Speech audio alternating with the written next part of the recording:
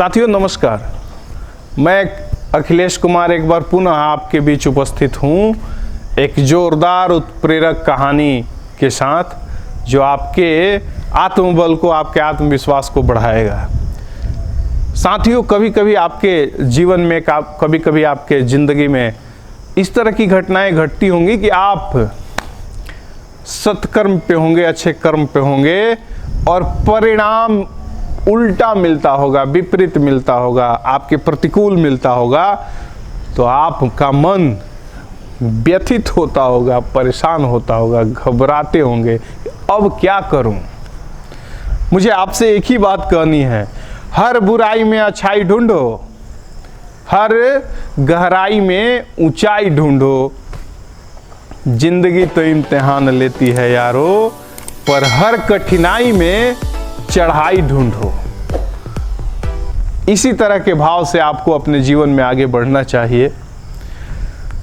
एक वैसे ही उत्प्रेरक और मार्गदर्शन पूर्ण कहानी लेकर मैं आपके बीच में उपस्थित हूं। जंगल में एक संत रहा करते थे। उनकी एक कुटिया थी, उनके पास वो आश्रम था, वहीं पे उनका आवास निवास होता था।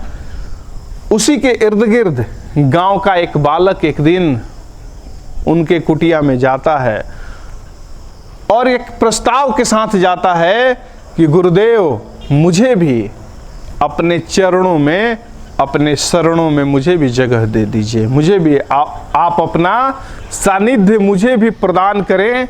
मैं भी आपके साथ रहकर ईश्वर का, परमेश्वर का, भगवान का, मैं भी आपके साथ रहकर उनकी सेवा करना चाहता हूं, उनका साक्षात्कार करना चाहता हूं। वो संत बहुत समझाते हैं कि बेटा, यह मार्ग थोड़ा कठिन है। आप जिस जीवन को जी रहे हो, घर गृहस्थी में रह रहे हो, वो भी अच्छा जीवन है, उसी में आनंद करो। फिर भी बालक जिद करता है कि नहीं, कृपया मैं आपसे आग्रह करता हूं कि आप मुझे अपना सानिध्य प्रदान करें और मैं आपका शिष्य बनकर खुद को धन्य समझूंगा और मैं भी आपसे शिक्षा दीक्षा प्राप्त करना चाहता हूं, आपके गुणों को अपनाना चाहता हूं, आपकी सेवा करना चाहता हूं। इसलिए मुझे अपने साथ आप जोड़िए, मुझे अपने साथ आप रखिए। यह आग्रह करता हुआ बालक रह गया। तब गुरुदेव कहे कि देखो, अगर तुम इतना जिद करते हो, इतना हठ करते हो, तो मैं तो तुमको अपना सानिध्य दूंगा, लेकिन एक शर्त है। वो बालक बोलता है, गुरुदेव क्या शर्त है, बोलिए। गुरुदेव बताते हैं कि अगर कोई घटना तुम्हारी नजरों से गुजरे और तुम उसमें पूछो यह घटना क्यों हुई, इसके पीछे का वजह क्या है, इसका कारण क्या है, तो उसी दिन तुमको यहाँ का आश्रम छोड़कर घर जाना पड़ेगा, घर की वापसी करनी पड़ेगी। और बालक सहर्ष तैयार हो जाता है, कहा कि गुरुदेव, आपकी कही हुई हर शर्त मुझे मंजूर है, मुझे तो बस सिर्फ एक ही इच्छा है कि आपका सानिध्य मैं प्राप्त करूं। गुरुदेव उसको अपने यहाँ रख लेते हैं, अपने साथ उसको सानिध्य देते हैं।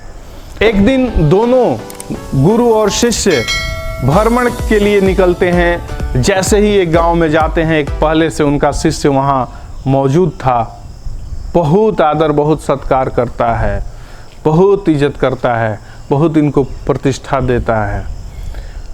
और जब वहाँ से ये प्रस्थान करने लगते हैं तो गुरुदेव वहाँ अपने शिष्य को आशीर्वाद देते हैं। और जैसे ही आशीर्वाद देते हैं, उस शिष्य के पास एक गाय थी, उस गाय की मृत्यु हो जाती। अब यह बालक वो घटना देखता है जो उनके साथ गया था। उसको थोड़ा सा आश्चर्य होता है कि यह इनका अनुयायी, मेरा गुरु भाई, इतना इनका आदर किया, इतना इनका सत्कार किया, और ये हमारे गुरुदेव जैसे ही आशीर्वाद दिए बेचारे की एक गाय थी, उसकी मृत्यु हो गई। पता नहीं गुरुदेव ऐसा क्यों कर दिए।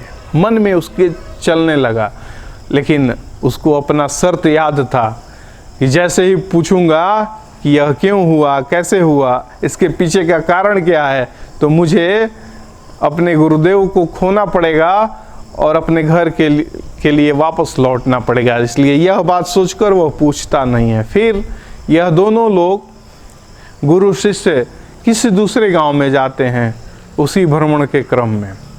और दूसरे गांव में जाते हैं तो वहाँ एक वैसे व्यक्ति से मुलाकात होती है जो अपने घर के नवनिर्माण के लिए, अपने घर को बनाने के लिए नींव की खुदाई कर रहा था।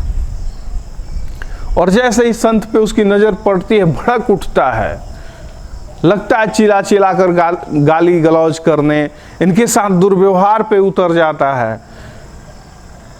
शिष्य देखकर उसको आश्चर्य होता है कि बताइए इस आदमी को हमारे गुरुदेव से क्या, कौन सी घृणा हो गई कि इस तरह का व्यवहार, इस तरह का दुर्व्यवहार करता है। फिर भी संत तो संत थे, उस दुर्व्यवहार के बाद भी आशीर्वाद उसको भी देते हैं। और जैसे ही उसको आशीर्वाद देते हैं, वो अभी घर बनाने के लिए नींव की खुदाई कर रहा था, उसका पूरा मकान बन के तैयार हो जाता है। अब जो उनके साथ में शिष्य उनका था, उसको तो घोर आश्चर्य होता है, ये तो हद हो गया। जो इतना आदर सत्कार किया, उसको आशीर्वाद दिए गुरुदेव, तो उसकी गाय की मृत्यु हो गई। जो इतना दुर्व्यवहार किया, गाली गलौज तक किया, उसको आशीर्वाद देते हैं तो अभी घर की नींव खोद रहा था, उसका घर बनकर तैयार हो गया। ये ऐसा क्यों हुआ?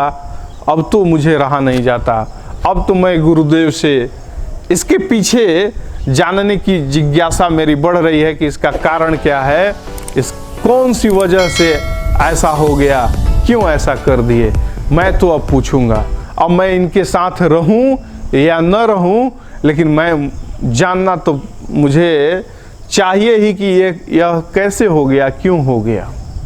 जैसे दोनों वापस आश्रम में पहुंचते हैं, तुरंत वह शिष्य गुरुदेव के पास आता है और कहता है, गुरुदेव मुझे मेरा शर्त याद है, लेकिन आज मैं आपके साथ जो भ्रमण में देखा, अब मेरा कलेजा फट रहा है कि इसके पीछे का कारण मैं जानूं, आखिर ऐसा क्यों हो गया। जो आपका आदर सत्कार किया, जो आपके साथ इतना आपको प्रतिष्ठा दिया, उसको आप आशीर्वाद देते हैं तो उसकी गाय की मृत्यु हो जाती है। जो आपके साथ दुर्व्यवहार करता है, उसको आप आशीर्वाद देते हैं तो उसका घर बनकर तैयार हो जाता है। ऐसा क्यों हुआ गुरुदेव? मैं जानने के लिए एकदम बेचैन, परेशान हूँ, मेरी जिज्ञासा आप शांत कराएं। गुरुदेव फिर एक बार याद दिलाते हैं, तुम्हें अपना शर्त याद तो है कि इसका जवाब तो मैं दूंगा, इसका कारण तो मैं बताऊंगा, लेकिन शर्त याद रखो। वो बालक बोलता है, गुरुदेव मुझे मेरा शर्त याद है, मैं शहर से यहाँ से इस आश्रम को छोड़ के घर चला जाऊंगा, लेकिन मेरी अब जिजीविषा शांत करिए और मैं उस जो घटना आंखों के सामने देखा हूँ, उसके पीछे के तथ्य, उसके पीछे का कारण मैं जानने के लिए परेशान हूँ, बेताब हूँ। गुरुदेव बताते हैं कि जहाँ हम लोग पहली बार गए थे, जो खूब आदर सत्कार किया, वो मेरा शिष्य, मेरा अनुयायी था। उसका एक ही बेटा था और उसके बेटे की मृत्यु उसी दिन होने वाली थी। मैं जैसे ही आशीर्वाद दिया, उसके बेटे की मृत्यु को मैं गाय की ओर मोड़ दिया, इसलिए उसकी गाय की मृत्यु हो गई। अब बताओ मैं कौन सा गलत किया। तब इस बालक को लगा, अच्छा मेरा गुरुदेव तो अच्छा काम किए, उसके पास गाय दूसरी वो खरीद लेगा, लेकिन एकलौता बेटा था तो बेटा कहाँ से लाएगा। फिर पूछता है कि ठीक है, यहाँ तो ऐसा हुआ, वहाँ जो अभी नींव खुद रहा था, आपके साथ दुर्व्यवहार किया, आप उसको आशीर्वाद देकर उसका घर बना दिए। बोले कि देखो बेटा, वहाँ पे वो अभी नींव की खुदाई कर रहा था, जमीन के नीचे उसको हीरे जेवरात से भरे भंडार मिलने वाले थे। और उसने गलती क्या की कि सज्जन के साथ, एक संत के साथ दुर्व्यवहार किया, परिणाम स्वरूप मैं उसको आशीर्वाद दिया तो उस हीरे जेवरात से वो अपने दुर्व्यवहार के कारण वंचित हो गया और मैं उसका मकान बना दिया। अगर वो हीरे जेवरात उसको मिल जाते, वो माल हो जाता, राजा हो जाता, तो उस राजा बनने से वो वंचित हो गया। बालक को लगा कि अरे यहाँ भी अच्छा हुआ, तो उसके मन में भाव आया कि भाई जो होता है अच्छा होता है। इसी पे तो किसी ने कहा है कि आपके जीवन के साथ, आपके साथ अगर कोई गलत घटना भी तत्कालिक आपको गलत लगती होगी कि घट गई, वो भी दुर्गामी रूप से कोई अच्छे परिणाम के लिए घटी है। आपको व्यथित होने की जरूरत नहीं है, आपको परेशान होने की जरूरत नहीं है। जो होता है इस दुनिया में अच्छे के लिए होता है। इसी भाव से आप आगे बढ़ें, इसी उमंग के साथ आप आगे बढ़ें, निश्चित आपकी तरक्की तेज हो जाएगी। कभी भी अगर आपके साथ परिणाम विपरीत आए, परिणाम आपके मनों के अनुकूल न आए, प्रतिकूल आए, फिर भी आप व्यथित न होइए, आप परेशान न होइए, उत्साह उमंग से लगे रहिए। आगे आपके साथ अच्छा होने वाला है। जो होता है कुछ अच्छे के लिए होता है। इसी भाव से आप आगे बढ़ें तो आपकी प्रगति तेज हो पाएगी।